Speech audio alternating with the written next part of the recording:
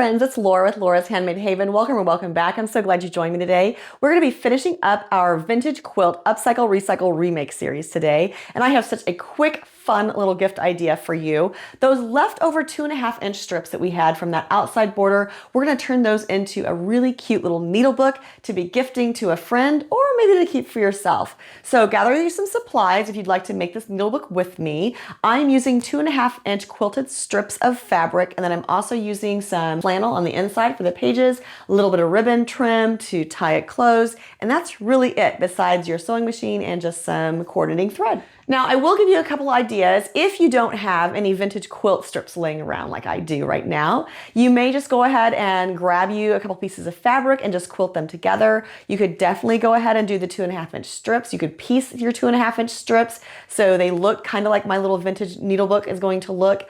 But you could totally just get you a couple pieces of fabric and a piece of batting and quilt those layers together. The finished size piece of the exterior of the needle book is going to be around 6.5 by 4.5 inches. You could definitely go 6.5 by 5. I'm going to be working with about 6.5 by 4.5 just because of the strip size that I have to make sure I can trim it down all square and nice before finishing my book. So the first thing we're going to do is head on over to the sewing machine, and we're going to use a new foot for the channel. At least I've used this quite a bit, but it's one that I haven't demonstrated for you guys before. We're going to use the joiner foot on our sewing machine. So we're going to get our strips together, then we'll talk about cutting them down, getting our interior pages, and how to wrap it all up and get your gift ready to give or to keep. All right, so here we are at the sewing machine, and let me show you this joiner foot. Now that's what I'm calling it. I know it goes by different names, but that's what I'm calling it. So here's our joiner foot. It has that little piece of metal that goes down between the two little toes out here, and that just runs right between two pieces of fabric. So if you use like a zigzag stitch, it runs right down through the middle, and it can make sure that zigzag stitch gets both sides, and it really makes it two pieces of fabric joined into one. That's why I call it a joiner foot. I hope you saw my video where I tea stained these. That was a really fun little project to do.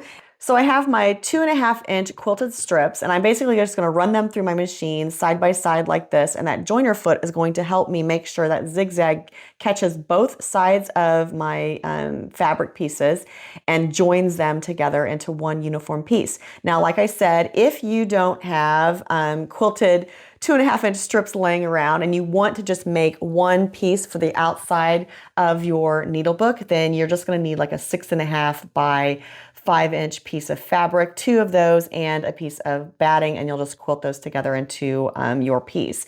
Now, honestly, I would probably start with like a 7 by 5-inch piece. That way you can cut it down and make sure it's really good and square. Looking at these pieces, this one is pretty worn, which isn't that big of a deal for what we're going for. So I think, but you know, I think there's enough here. Let me measure this real quick. There's definitely enough here that I could cut this in half. And actually, there's enough here that I could cut it into thirds. So let me go ahead and do that. And then we can get 2 more needle books. All right. When I'm working with these Dresdens, you know, you can put them together like this, or you can put them together like this. You could definitely switch them together, switch them on the sides. I kind of like them going opposite directions out like this. So that's how I'm going to run them through. And I really am just going to butt them up together on either side of that joiner foot. I have it on a zigzag stitch. Do a little back stitch at the beginning. And just keep that metal little part in the middle there, that little joiner just between those 2 pieces of fabric. And just keep your pieces of fabric together, and it just joins them miraculously. Little back stitch at the end, just for good measure. And now I have a 5 by about 6.5-ish long piece of quilted fabric. And here's the back of it, so you can see how nice that joins them together. And they're not going anywhere. So this is a really, you know, quick and easy little way to join 2 pieces of fabric together. So if you have a joiner foot, there you go. Here's our little finished book here. So basically what we're gonna do is cut these interior pages, and I have 2 of them in this one. You don't necessarily have to put 2 in, you could just put 1, but I wanted to be able to put all kinds of like little cute little pens and needles and things like that in there. And so I just had to, just added a couple little pages there. And that's what we're gonna do for this one too, so you know how to do that. But if you don't wanna have 2 pages, then you just do 1. All right, so I'm gonna grab my 6.5-inch square because that makes it super easy. And I'm gonna try to get this to where I can have at least 4 3/4 of an inch down here. Rulers like this sometimes confuse me because I'm just like, wait, that's not the right side, but it is. All right, and this edge here is really straight, so I'm just gonna cut those 3 edges off.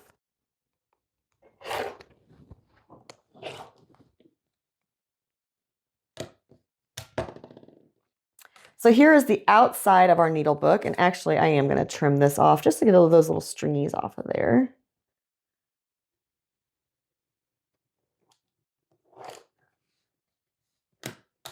Clean that up just a little bit. Now the interior pages, I am using a flannel for that. And again, I'm just going to cut these down to the appropriate size. And I'm just going to go ahead. All right, so my outside measurement is 6.5 by 4 3/4. So my inside measurement is going to be 6 by 4 1/4. So I'm going to go ahead and cut 2 sides. Then I'm going to flip this around and move it over to the 6-inch mark. And that's just going to give me a little bit of an inset on the inside of my book. All right, so that's scrap. It can just go away. And then these are my interior pages. All right, so back at the sewing machine, the one thing I forgot to tell you with the supplies list is you are going to need some 2 1/8 inch strips of fabric. Now, yes, I said 2 1/8. I tried 2 inches and I didn't like it. I felt like it was a little too tight to get it to turn. And I feel like 2 1/2 is too much. So we're going with 2 1/8, and we have to just switch our feet. And I'm just going to put on my 1/4 inch piecing foot. Now I am using just like an off-white ivory thread. Okay, so I'm just going to join 2 pieces together because I don't feel like 1 strip of this fabric is going to be enough. So I just want to have, a long enough little piece of binding to go around this. And then to put the binding on my needlebook cover, I'm just going to take this, fold it in half. I'm not pressing it. I don't, I honestly don't press it for my quilts either. So yeah, I can just hold it together. I can hold the edges together.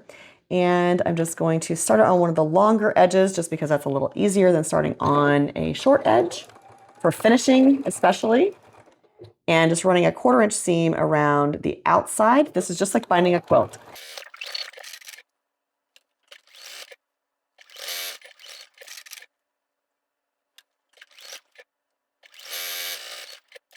Okay, so at this point, if you wanted to just leave this just the way it is, you have a cute little coaster mug rug, right? But we are going to put some little pages in this for a needle book. So I'm just going to take these 2 pieces of flannel and I'm going to fold them in half real tight like that. I'm going to lay them down here and center them on my needle book, on the cover, I guess. I'm also going to switch my foot again because I'm switching back to that zigzag stitch. And now I'm going to go right down the middle. I'm going to start with a stay stitch and go right down where that fold line is.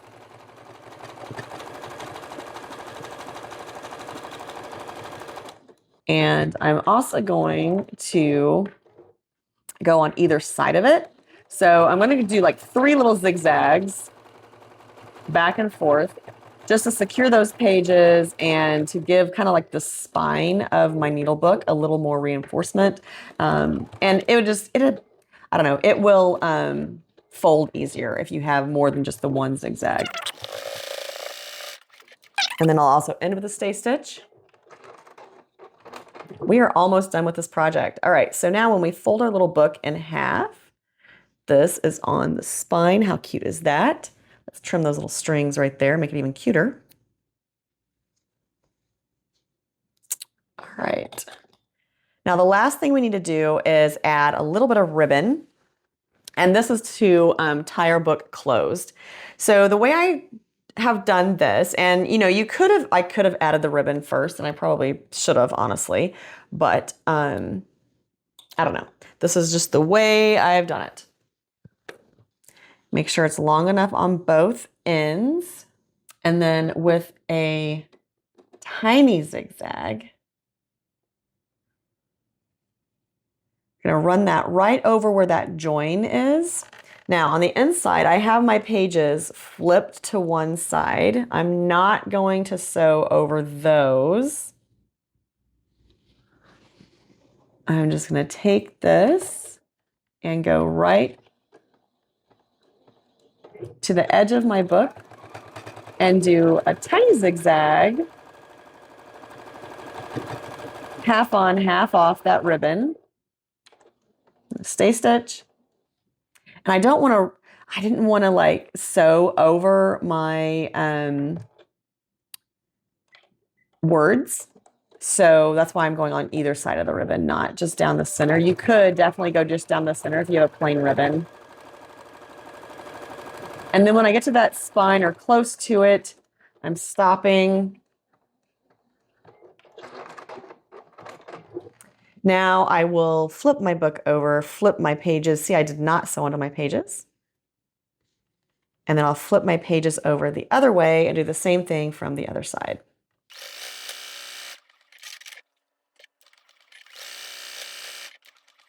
All right, so let me trim off all my strings and then we will have a reveal of what our cute little needlebook looks like.